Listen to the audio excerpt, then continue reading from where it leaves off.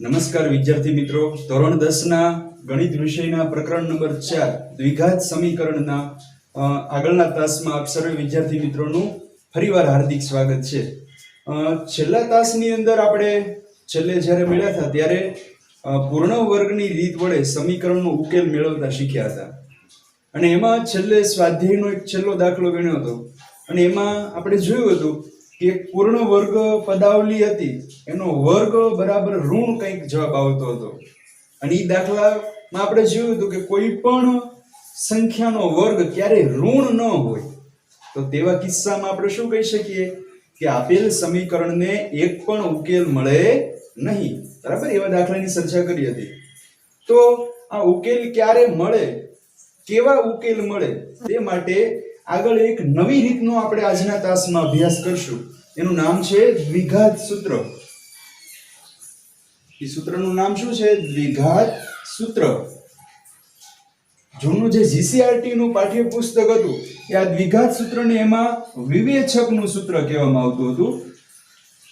જે આ એનસીઆરટી ના કોર્સની અંદર એનું નામ બદલીને દ્વિઘાત સૂત્ર કહેવામાં આવે. તો આ દ્વિઘાત સૂત્ર આપણે યાદ રાખીએ અને એના જવાબ ઉપરથી આપણને ખ્યાલ આવે કે આપેલ દ્વિઘાત સમીકરણ હોય રકમમાં એને કેટલા ઉકેલ મળશે અને કેવા ઉકેલ મળશે. ચાલો આપણે એનો પરિચય કરીએ કે દ્વિઘાત સમીકરણ કેવું હોય. બરાબર, આ સૂત્ર યાદ રાખજો. દ્વિઘાત સૂત્ર b વર્ગ માઈનસ 4ac આને દ્વિઘાત સૂત્ર કહેવામાં આવે છે. બરાબર, b વર્ગ માઈનસ 4ac. આ b વર્ગ હું, a હું ને c હું. તો આપણને ખબર છે કે દ્વિઘાત સમીકરણ કેવા પ્રકારનું હોય? ax વર્ગ વત્તા bx વત્તા c બરાબર 0 પ્રકારનું જે દ્વિઘાત સમીકરણ હોય. આ સમીકરણ ઉપરથી આપણે દ્વિઘાત સૂત્ર મેળવેલું છે. બરાબર, પાઠ્યપુસ્તકમાં આ સૂત્ર કઈ રીતે આવે એની તારવણી આખી તારવેલી છે, પણ પરીક્ષામાં એ તારવણી પૂછાતી નથી. એટલે આપણે ફક્ત દ્વિઘાત સૂત્ર જ યાદ રાખશું. ઈ સૂત્ર શું છે? b વર્ગ માઈનસ 4ac. બરાબર, આ બધા વચ્ચે કાંઈ સંબંધ મતલબમાં નિશાની ન હોય તો આપણી ગુણાકારની નિશાની છે એવું સમજવાનું. હવે તમને ખ્યાલ આવી ગયો કે આ b વર્ગ શું છે અથવા તો b શું છે? તો કે દ્વિઘાત સમીકરણમાં x ની આગળનો જે સહગુણક હોય ઈ b છે. a શું છે? તો કે પ્રથમ પદનો સહગુણક અને c શું છે? તો કે અસળ પદ. તો આવું કઈ સમીકરણ આપ્યું હોય એના ઉપરથી આપણે આ દ્વિઘાત સૂત્રમાં કિંમત મેળવી અને એના જવાબ ઉપરથી આપણે નક્કી કરી શકીએ કે આપેલ સમીકરણ જે આપ્યું હોય સમીકરણ એને કેટલા ઉકેલ મળશે અને કયા કયા ઉકેલ મળશે. બરાબર, કેવા પ્રકારના ઉકેલ મળશે. ચાલો આપણે એ ચર્ચા કરી લઈએ. એની શરત જોઈએ કે સમીકરણનો જવાબ કેવો આવે તો એ સમીકરણ કેવા પ્રકારનું. બરાબર, એની શરતો કેટલીક છે એ ચેક કરીએ. એમાં શરત નંબર પહેલી, ખાસ સૂત્ર યાદ રાખજો અને શરતો યાદ રાખજો. 1 માર્કની અંદર એ શરતોમાંથી કોઈ પણ પ્રશ્ન છે પૂછાઈ શકે. જો દ્વિઘાત સૂત્ર એટલે કે આવડો આ b વર્ગ માઈનસ 4ac આનો જવાબ 0 કરતા મોટો આવે, ગ્રેટર ધેન 0, અર્થાત શું કે જે દ્વિઘાત સૂત્રની મદદથી જે તમે જવાબ મેળવો એ 0 કરતા મોટો હોય તો તેવા કિસ્સાની અંદર, તેવી પરિસ્થિતિમાં અથવા તો ત્યારે સમીકરણને વાસ્તવિક અને ભિન્ન બીજ મળે.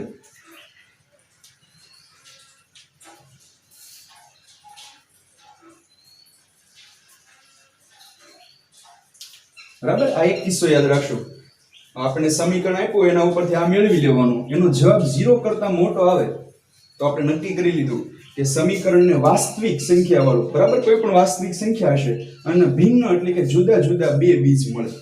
ત્યારબાદ શરત નંબર બીજી કે જે આ દ્વિઘાત સૂત્ર છે b વર્ગ માઈનસ 4ac એ લેસ ધેન 0 આવે એટલે કે 0 કરતા એનો જવાબ નાનો આવે, અર્થાત ઋણ જવાબ આવે, ત્યારે સમીકરણને કેવા ઉકેલ મળશે? તો ત્યારે સમીકરણને કોઈ જ બીજ અથવા તો ઉકેલ મળશે નહીં.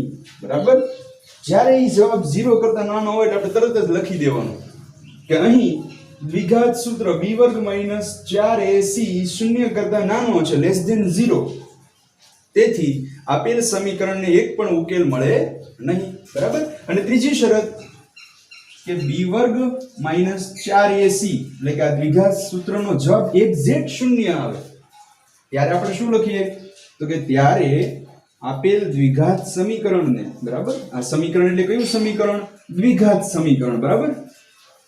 ત્યારે દ્વિઘાત સમીકરણને જ્યારે શૂન્ય જવાબ આવે ત્યારે સમીકરણને વાસ્તવિક અને સમાન બીજ મળે. બસ આ ત્રણ શરતો આપણે યાદ રાખીએ એટલે આપણને આપેલ સમીકરણ ઉપરથી કેવા બીજ મળશે એનો ખ્યાલ આવી જાય. પરીક્ષાની અંદર કોઈ પણ સમીકરણ આપી દીધું હોય અને એમ પૂછે કે નીચે આપેલા સમીકરણમાંથી કયા સમીકરણને વાસ્તવિક અને ભિન્ન બીજ મળશે નહીં, તો આપણે આ ચેક કરી લેવાનું બધાનો જવાબ, બરાબર, આ મેળવી લેવાનું. શૂન્ય કરતા મોટો આવે તો કે બીજ મળશે, વાસ્તવિક અને ભિન્ન બીજ મળશે. શૂન્ય કરતા નાનો જવાબ આવે તો સમીકરણને બીજ મળશે નહીં. અને જો એક્ઝેક્ટ 0 જવાબ આવે, આનું સાદુરૂપ આપતા 0 જવાબ આવે તો એવા સમીકરણને વાસ્તવિક અને સમાન બીજ મળે એટલે કે સરખા બીજ મળે. આ બીજ એટલે શું? ઉકેલ, બરાબર. આપણે અગાઉ શીખી ગયેલા છીએ અને આપણે એવું પણ શીખી ગયેલા છીએ કે દ્વિઘાત સમીકરણ હોય એને કેટલા બીજ મળશે? વધુમાં વધુ 2 બીજ મળે, બરાબર. 2 બીજ અથવા તો 2 ઉકેલ મળે, તો એ આપણે જાણીએ છીએ. હવે આપણને આ તો ખ્યાલ આવી ગયો કે આપેલ સમીકરણને કેવા બીજ મળશે, પણ ખરેખર ઈ બીજ મેળવવા હોય તો શું કરવાનું? આપણને ખ્યાલ આવી ગયો કે ઉદાહરણ તરીકે સાદુરૂપ આપતા 0 કરતા મોટો જવાબ આવ્યો, આપણને ખ્યાલ આવી ગયો કે આવા સમીકરણને વાસ્તવિક અને ભિન્ન બીજ મળશે. તો એ બીજ કેમ મેળવવા? તો એની માટેનું સૂત્ર આવે બીજ મેળવવા માટેનું, બરાબર. બીજ આપણે x એવું નામ આપીએ તો કે x બરાબર -b પ્લસ ઓર માઈનસ વર્ગમૂળની અંદર આ જે દ્વિઘાત સૂત્ર છે એને વર્ગમૂળમાં લખી નાખવાનું b વર્ગ માઈનસ 4ac છેદમાં 2a. આ પ્લસ ઓર માઈનસ નો અર્થ શું થાય? એકવાર પ્લસ લેવાનું આખા સૂત્રની અંદર, પછી બીજી વાર શું લેવાનું? અહીંયા માઈનસ લેવાનું. એટલે કે જો આ એક સૂત્રને આપણે બે રીતે લખી શકીએ. x બરાબર -b, એકવાર પ્લસ રાખીએ b વર્ગ માઈનસ 4ac ના છેદમાં 2a, અને એકવાર આ પ્લસ છે ત્યાં શું રાખવાનું? માઈનસ. x બરાબર -b માઈનસ વર્ગમૂળમાં b વર્ગ માઈનસ 4ac છેદમાં 2a. એટલે આ બે ન લખવું હોય તો એની વાર આપણે એક જ આ રીતે લખી શકીએ, બરાબર. તો આ શું છે? દ્વિઘાત સૂત્રની મદદથી બીજ મેળવવાનું સૂત્ર. શું? દ્વિઘાત સૂત્રની મદદથી બીજ મેળવવાનું સૂત્ર. અને બીજ ક્યારે મળે? આ બે કિસ્સામાં મળે. એક તો જવાબ 0 કરતા મોટો આવે ત્યારે બીજ મળશે, અને 0 આવે ત્યારે બીજ મળશે. જ્યારે લેસ ધેન એટલે કે 0 કરતા નાનો જવાબ આવે આનો, તો ત્યારે તો આપણે બીજ મેળવવાના થતા નથી. ત્યારે લખી નાખવાનું કે અહીં b વર્ગ માઈનસ 4ac લેસ ધેન 0 એટલે કે 0 કરતા નાના છે, માટે આપેલ સમીકરણને કોઈ જ બીજ મળે નહીં. ચલો આ સૂત્રનો ઉપયોગ કરીને આપણે કેટલાક ઉદાહરણ છે એની ચર્ચા કરીએ એટલે વધારે ખ્યાલ આવે. ચલો આપેલ આ જે સમીકરણ છે આ માહિતી ઉપરથી આપણે એનો જવાબ મેળવીએ, બરાબર. પ્રશ્ન એવો પૂછ્યો છે, ઉદાહરણ 10 માં એવો પ્રશ્ન પૂછ્યો કે સ્વાધ્યાય 4.1 હતો, એમાં દાખલા નંબર 2 નો પહેલો પ્રશ્ન છે એને દ્વિઘાત સૂત્રની મદદથી એનો ઉકેલ મેળવો, બરાબર, અથવા એનો જવાબ મેળવો. આવો પ્રશ્ન પૂછાશે ગમે ત્યારે. તમને માહિતી આપી દે અથવા તો સમીકરણ આપી દે અને એવો પ્રશ્ન પૂછે કે આપેલ માહિતી પરથી દ્વિઘાત સૂત્રની મદદ વડે તેનો ઉકેલ મેળવો. તો અહીંયા આપણે રકમ એવી આપી હતી ઉદાહરણ 10 માં કે 4.1 માં દાખલા નંબર 2 નો જે પહેલો પ્રશ્ન છે એનો ઉકેલ દ્વિઘાત સૂત્રથી મેળવો. તો એ રકમ કંઈક આવી હતી કે જમીનના એક લંબચોરસ ટુકડાનું ક્ષેત્રફળ 528 મીટર વર્ગ છે, અને એ લંબચોરસ જે ટુકડો છે એની લંબાઈ પહોળાઈના બમણાથી 1 મીટર જેટલી વધુ છે. તો આ જમીનના ટુકડાની લંબાઈ અને પહોળાઈ મેળવો. આપણે આ દાખલો શીખી જ ગયા છીએ, બરાબર, પણ અન્ય રીત વડે શીખ્યા હતા. પણ તમને ધારતા યાદ જ હશે કે આમાં લંબાઈ પહોળાઈના બમણાથી 1 મીટર વધુ છે એટલે આપણે પહોળાઈ બરાબર x મીટર ધાર્યું હતું, તમને યાદ છે બરાબર. આપણે શરૂઆત કરીએ કે ધારો કે લંબચોરસ જમીનના ટુકડાની પહોળાઈ x મીટર છે બરાબર. કેટલી છે? x metre. તો એની લંબાઈ છે કેટલી છે? પહોળાઈના બમણાથી 1 મીટર છે એટલે વધુ છે. તો આપણે લખી શકીએ કે તથા લંબચોરસ જમીનના ટુકડાની લંબાઈ કેટલી છે? 2x વત્તા 1 મીટર જેટલી બરાબર ને. પહોળાઈના બમણા એટલે 2x અને 1 મીટર વધુ એટલે 2x વત્તા 1 મીટર જેટલી છે. અને આગળ રકમ એવું આપ્યું કે એનું ટુકડાનું ક્ષેત્રફળ 528 મીટર છે. તો લંબાઈ આટલી આપી દીધી, પહોળાઈ આપી દીધી. તો આપણે જાણીએ છીએ કે લંબચોરસનું ક્ષેત્રફળ બરાબર શું થાય? લંબાઈ ગુણ્યા પહોળાઈ. ની કેટલું આપી દીધું છે? 528 મીટર વર્ગ. એટલે આપણે આ રીતે લખતા હતા કે x ગુણ્યા એટલે કે પહોળાઈ ગુણ્યા લંબાઈ. લંબાઈ શું છે? 2x વત્તા 1. એ કેટલું આપી દીધું છે આપણને? 528 મીટરનો વર્ગ. હવે સાદુરૂપ આપી દઈએ, x ની અંદર ગુણાવી દઈએ એટલે 2x નો વર્ગ. હવે x ને x સાથે ગુણાવીએ તો વત્તા x. 528 જમણી બાજુ છે ને ડાબી બાજુ લાવીએ તો કે -528 એના બરાબર 0. તો આ આપણને એક દ્વિઘાત સમીકરણ મળી ગયું. હવે આપેલ આવું જ્યારે દ્વિઘાત સમીકરણ તમને મળી જાય પછી એને દ્વિઘાત સૂત્ર દ્વારા એનો જવાબ મેળવવો બહુ સહેલો બરાબર. પ્રશ્ન કયો છે એ ખાસ આપણી નજર સામે યાદ રાખજો કે દ્વિઘાત સૂત્રની મદદથી ઉકેલ મેળવો બરાબર.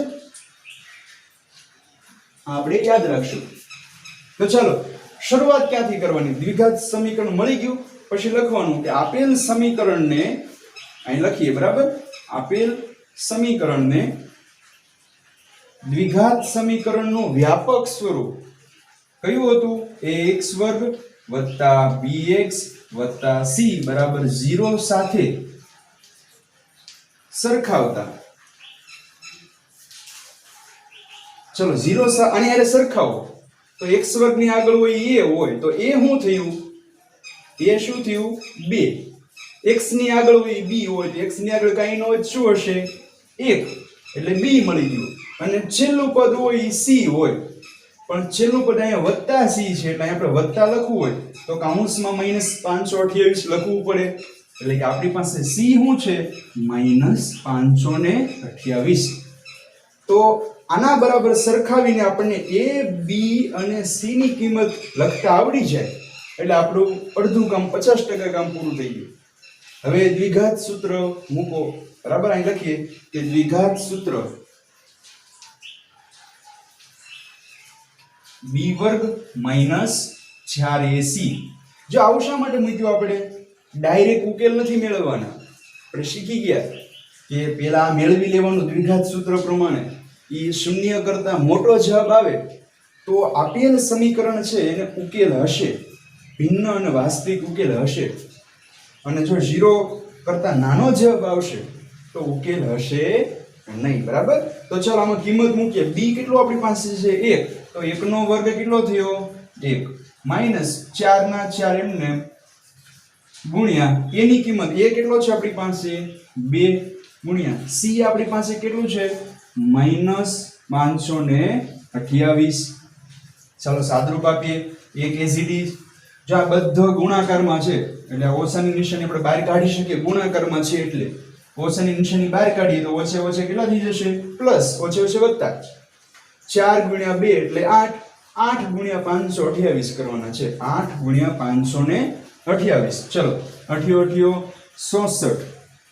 6 8 દુ 16. 16 ને 6 22 નો બગડો વધી આવી 2. 8 પંચા 40 ને 2 42. 42 24 ની અંદર 1 ઉમેરો એટલે શું આવશે? 42 25 4225. આ જવાબ કેવો આવ્યો? 0 કરતા મોટો આવ્યો? ઓકે હા. તો આપણે લખી શકીએ કે અહીં આ દ્વિઘાત સૂત્ર પ્રમાણે b વર્ગ માઈનસ 4ac શૂન્ય કરતા મોટા છે, માટે આપેલ સમીકરણને વાસ્તવિક અને ભિન્ન બીજ મળશે. તો ચાલો એ બીજ મેળવવા માટેનું સૂત્ર ડાયરેક્ટ મૂકીએ કે x બરાબર -b plus or minus b વર્ગ માઈનસ 4ac છેદમાં 2. આ સૂત્ર યાદ રાખજો ખાસ. ચલો આમાં કિંમત મૂકીએ બધી ફરીવાર. માઈનસ પેલા નિશાની માઈનસ ની મૂકીએ. b ની કિંમત કેટલી છે આપણી પાસે? 1 પ્લસ ઓર માઈનસ વર્ગમૂળમાં b વર્ગ માઈનસ 4ac. જો આપણે b વર્ગ માઈનસ 4ac નો જવાબ મેળવી લીધો. કેટલો છે? 4225 પણ એને આપણે શેમાં લેવાના છે? વર્ગમૂળમાં છેદમાં 2a. 2 ગુણ્યા a કેટલો છે આપણી પાસે? 2.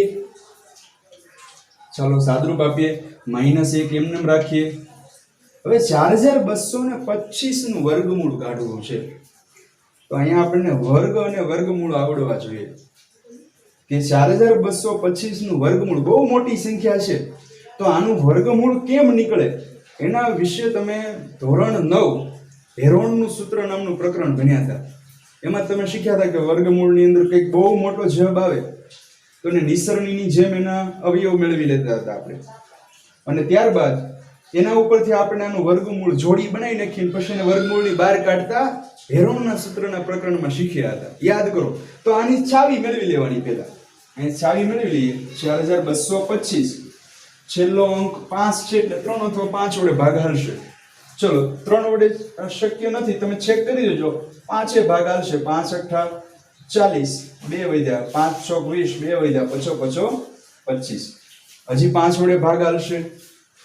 5 1 5, 3 વધ્યા, 5 6 30, 5 1 5, 3 વધ્યા, 5 6 30, 4 વધ્યા અને 5 9 45 એટલે 169 આવશે. હવે 169 આપણે જાણીતો કોઈકનો વર્ગ છે, 13 નો વર્ગ, એટલે કે 13 169 અને 13 એકા 13 એટલે જો જોડી બની. એક 5 ની જોડી બની, 5 નો વર્ગ અને 13 નો વર્ગ. બે વાર છે એટલે 5 ગુણ્યા 5 એટલે 5 નો વર્ગ, 13 ગુણ્યા 13 એટલે કે 13 નો વર્ગ. જો આપણે શીખી ગયા કે આ જે 4225 છે એને શું લખી શકાય? 5 ગુણ્યા 5 ગુણ્યા 13 ગુણ્યા 13. અને આ બે વાર છે એટલે આપણે એને આમ લખી શકીએ 5 નો વર્ગ ગુણ્યા 13 નો વર્ગ. તો વર્ગમૂળની અંદર હવે શું વધ્યું? 5 નો વર્ગ ગુણ્યા 13 નો વર્ગ છેદમાં 2 ગુણ્યા 2 એટલે 4. હજી સાદરૂપ આપીએ. -1 પ્લસ ઓર માઈનસ 5 નો વર્ગ અને 13 નો વર્ગ છે, તો વર્ગ અને વર્ગમૂળ ઉડી જાય. બરાબર? વર્ગ ને વર્ગમૂળ ઉડી જાય, કેન્સલ થઈ જાય. એટલે બહાર શું વધશે? 5 ગુણ્યા 13. જો 5 અને 13 બે નો વર્ગ છે એટલે આપણે એક કૌંસની માથે આ રીતે પણ આપણે લખી શકીએ કે 5 ગુણ્યા 13 નો વર્ગ. આ જો આપણે નાના ધોરણમાં શીખી ગયા નિયમ કે બે સંખ્યાનો સરખો ઘાતાંક હોય, વચ્ચે ગુણાકાર હોય તો કાઉન્સ કરીને એની માથે ઘાત લખાય. આવું શીખી ગયા. તો હવે આ વર્ગ ને વર્ગમૂળ ઉડી જાય. વધ્યું શું? 13 5 65 છેદમાં 4. બસ હવે આપણો જવાબ આવી ગયો. હવે આ પ્લસ ઓર માઈનસ છે એ આપણે શીખી ગયા કે એકવાર પ્લસ કરવાના અને એકવાર માઈનસ કરવાના. આ બાજુનું જે સાદરૂપ છે આ આપણા ફક્ત જાણકારી માટે, બરાબર? આ જવાબમાં લખવાનું નથી. ચલો એકવાર પ્લસ લખીએ તો કે ભાઈ -1 વત્તા 65 એના છેદમાં 4. આ કોના બરાબર છે? x બરાબર. અને એક x બરાબર -1 માઈનસ 65 એના છેદમાં 4. તો 65 માંથી 1 જાય એટલે 66, 66 ના છેદમાં 4 અને અહીં x બરાબર -66 ના છેદમાં 4. અહીં સાદરૂપ આપો 1666 એટલે કે x બરાબર 16 અને અહીંયા 2 વડે ભાગ હાલશે એટલે કે x બરાબર -33 ના છેદમાં 2. આવું કંઈક આવશે. પણ આપણે જો શું મેળવીએ? લંબચોરસ જમીનના ટુકડાની લંબાઈ અને પહોળાઈ મેળવીએ. તો એ કોઈની ઋણ હોય? લંબચોરસ જમીનના ટુકડાની લંબાઈ કે પહોળાઈ નહીં. આ ઋણ કોઈથી શક્ય નથી. એટલે આપણને x નું માપ મળી ગયું 16. x કોના બરાબર ધાર્યું હતું? ટુકડા જમીન લંબચોરસ જમીનના ટુકડાની પહોળાઈ x ધારી હતી, તો આપણને પહોળાઈ કેટલી મળી ગઈ? 16 મીટર. અને લંબાઈ કેટલી થાય? તો કે ભાઈ આ જે પહોળાઈ હોય એના બમણામાં 1 મીટર નાખો એટલી. તો હવે તમને લંબાઈ મેળવતા આવડે કે લંબાઈ બરાબર 16 ના બમણા, 16 દુ 32, 32 માં 1 નાખો એટલી 33 મીટર. તો આ ઉદાહરણ ખૂબ સરળ છે. શું કર્યું? આપેલ માહિતી ઉપરથી દ્વિઘાત સમીકરણ મેળવ્યું, એને આની સાથે સરખાવો એટલે a b c ની કિંમત મળે. દ્વિઘાત સૂત્રમાં કિંમત મૂકી 0 કરતા મોટો જવાબ છે એટલે આપેલ સમીકરણને વાસ્તવિક અને ભિન્ન બીજ છે. બીજ મેળવવાનું સૂત્ર લખ્યું, એની અંદર બધું સાદરૂપ આપો એટલે તમને બીજ મળી જાય. બરાબર? ચાલો હવે આના પછી આગળનું ઉદાહરણ 11 છે એની વધારે ચર્ચા કરીએ. ચલો આગળ ઉદાહરણ નંબર 11 છે એની ચર્ચા કરીએ. તો કે બે ક્રમિક અયુગ્મ ધન પૂર્ણાંક સંખ્યાઓનો વર્ગોનો સરવાળો 290 હોય તો તે બંને સંખ્યાઓ શોધો એવું પૂછ્યું છે. બરાબર? તો આપણને પહેલા સૌપ્રથમ ધારતા આવડે છે, અગાઉ શીખી ગયેલા છે એવા દાખલા, કે બે ક્રમિક અયુગ્મ ધન સંખ્યાઓ કીધી. તો અહીંયા આપણે સંખ્યા આપણે જાણીએ છીએ એ પ્રમાણે એક અયુગ્મ જો પેલી 1 હોય તો પછીની અયુગ્મ કઈ આવે? 3. અથવા તો 3 ધારીએ તો એની પછીની બીજી ક્રમિક અયુગ્મ કોણ આવે? 5 આવે. એટલે કે આની અંદર ક્રમશઃ આપણે 2 ઉમેરવા પડે. એકની અંદર 2 ઉમેરો પછી 3 મળે, 3 માં 2 નાખો તો 5 મળે.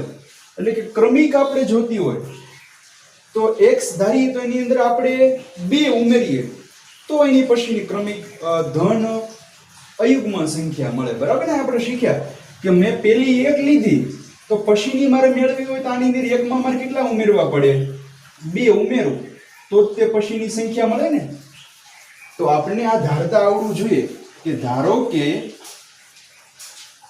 પ્રથમ અયુગ્મ સંખ્યા, બરાબર, પ્રથમ અયુગ્મ સંખ્યા આપણે x ધારીએ તો બીજી ક્રમિક અયુગ્મ સંખ્યા કેટલી થશે? હવે તમને ખ્યાલ આવી ગયો છે કે હવે પછીની ક્રમિક અયુગ્મ સંખ્યા કેટલી થાય?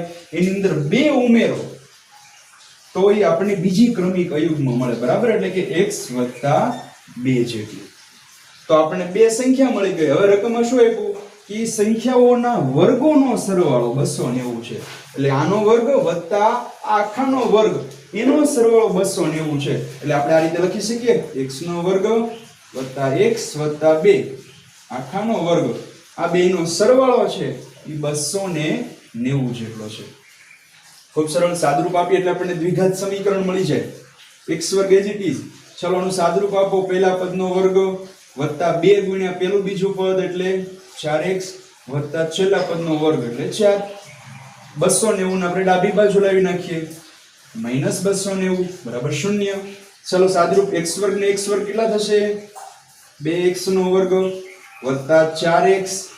290 ઓછા છે, 4 પ્લસ છે, થાય બાદબાકી અને મોટા પદની નિશાની. 290 માંથી 4 બાદ કરીએ તો 286 થશે. બરાબર ને? 286 એના બરાબર 0. હજી જો આ બધા જ પદ છે ને 2 વડે ભાગી શકાય, જો આપણે શીખી ગયા કે સમીકરણ નાનામાં નાનું બને એટલો પ્રયત્ન કરવાનો, તો 2 વડે બધાને ભાગી નાખીએ એટલે કે 2 આમાંથી સામાન્ય કાઢી લઈએ તો શું વધે? x વર્ગ. અહીંયા 2 વડે ભાગો એટલે 2x, અહીંયા 2 વડે ભાગીએ તો 143 એના બરાબર 0. ખ્યાલ આવ્યો? હવે આપણને એક દ્વિઘાત સમીકરણ મળી ગયું. હવે આ દ્વિઘાત સમીકરણને આપણે કોના સાથે સરખાવવાનું? આપણે આગળના દાખલામાં શીખી ગયા bx + c = 0 સાથે સરખાવો. આની સાથે સરખાવો તો a બરાબર આપણને કેટલા? 1. x ની આગળ હોય b એટલે કે b આપણને મળી ગયા 2 અને c કેટલા મળે? -143. બસ હવે ફક્ત દ્વિઘાત સૂત્ર મૂકવાનું છે. બરાબર? ચાલો દ્વિઘાત સૂત્ર b વર્ગ - 4ac. b નો વર્ગ, 2 નો વર્ગ કેટલો થશે? 4 - 4 ગુણ્યા a. એ આપણી પાસે કેટલું છે? 1 અને એને ગુણ્યા c આપણી પાસે શું છે -143. ચલો હવે સાદુરૂપ આપીએ એટલે આપણને જવાબ મળે અને એ જવાબ જો ધન આવશે તો આપણે કહેશું કે આપેલ દ્વિઘાત સમીકરણને વાસ્તવિક અને ભિન્ન બીજ છે. ચેક કરીએ. ચલો 4 એઝ ઇટ ઇઝ. આ બધા વચ્ચે ગુણાકાર છે એટલે આપણે આગળના દાખલામાં શીખ્યા એ પ્રમાણે માઈનસ નિશાની બહાર કાઢશું એટલે ઓછે ઓછે શું થશે વત્તા. હવે આ 4 નો ગુણાકાર આની સાથે કરવાનો 4 એકા 4 જે 4 જવાબ આવ્યો એનો 143 સાથે ગુણાકાર કરીએ તો 4 તેરી 12 વધી 1 ચોકે ચોકે 16 ને 1 17 વધી 1 4 એકા 4 ને 5 બરાબર. 4 ગુણ્યા 143 એટલે 572 જવાબ મળ્યો અને એનો 4 સાથે સરવાળો કરો તો 573 એ શૂન્ય કરતા મોટા છે. એટલે નક્કી થઈ ગયું કે આપેલ દ્વિઘાત સમીકરણને વાસ્તવિક અને ભિન્ન એટલે કે જુદા જુદા બે બીજ મળશે. તો ચલો બીજ મેળવવાનું સૂત્ર x બરાબર -b પ્લસ ઓર માઈનસ વર્ગમૂળમાં b વર્ગ માઈનસ 4ac છેદમાં 2a. ચલો આની અંદર કિંમત મૂકીએ બધાની તો માઈનસ b આપણી પાસે છે 2 વર્ગમૂળમાં b વર્ગ માઈનસ 4ac તો b વર્ગ માઈનસ 4ac આપણે મેળવી લીધું. કેટલું છે 576 છેદમાં 2a. a એટલે આપણી પાસે 1 2 ગુણ્યા 1 એટલે શું થશે તો 2 જ થવાના. ચલો -2 વત્તા હવે 576 નું વર્ગમૂળ કાઢવું છે. ઘણા વિદ્યાર્થી મિત્રો જે હોશિયાર છે જેને 1 થી 30 સુધીના વર્ગમૂળ આવડે તો એને ખ્યાલ છે કે 576 કોનો વર્ગ છે અથવા નો ખ્યાલ હોય તો એની ચાવી મેળવી લેવાની અને જોડી બનાવી નાખવાની અને ખ્યાલ હોય તો તમને તરત જ ખબર છે 24 નો વર્ગ છે એટલે 576 નું વર્ગમૂળ કેટલું થશે 24 છેદમાં 2 એકા 2. ચલો અહીંયા સોરી પ્લસ ઓર માઈનસ છે. હવે પ્લસ ઓર માઈનસ આ બીજ મળ્યા આપણને x એને એકવાર પ્લસ લખીએ એકવાર માઈનસ.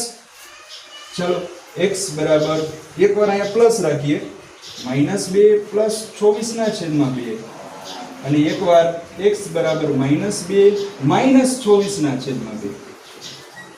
સાદરૂપ આપીએ 24 માંથી 2 બાદ કરો તો 22 ના છેદમાં 2 અને અહીંયા -26 ના છેદમાં 2 બરાબર. 22 ના છેદમાં 2 એટલે x બરાબર 11 અને અહીંયા x બરાબર -13. પણ પાછા જવાબમાં આવી ક્રમિક ધન અયુગ્મ કીધી તો અહીંયા એક જવાબ ઋણ મળ્યો તો આ -13 આપણો જવાબ શક્ય નથી. તો x એ જે નાની ક્રમિક પ્રથમ ધન અયુગ્મ સંખ્યા આપણે ધારી હતી પ્રથમ ધન અયુગ્મ સંખ્યા x ઈ મળી ગઈ. કેટલી મળી ગઈ 11. એટલે લખવાનું કે પ્રથમ ધન અયુગ્મ સંખ્યા 11 તથા બીજી ક્રમિક ધન અયુગ્મ સંખ્યા કેટલી થઈ x + 2 જે જવાબ મેળવવામાં 2 ઉમેરો એટલે બીજી અયુગ્મ સંખ્યા કેટલી થશે આની અંદર 2 ઉમેરો એટલે 13. આપણને જે જોઈતા બે જવાબ છે મળી ગયા. તો આ દાખલાઓ ખૂબ સરળ છે. હવે પછીના તાસની અંદર આ રીત આધારિત બીજા અન્ય ઉદાહરણો છે સ્વાધ્યાયના દાખલા છે એની ચર્ચા કરીશું. તો આજે અહીં સુધી રાખીએ છીએ. હવે ફરીવાર નવા તાસમાં આ રીત સાથે ફરી મળશું. ત્યાં સુધી અસ્તુ. જય હિન્દ.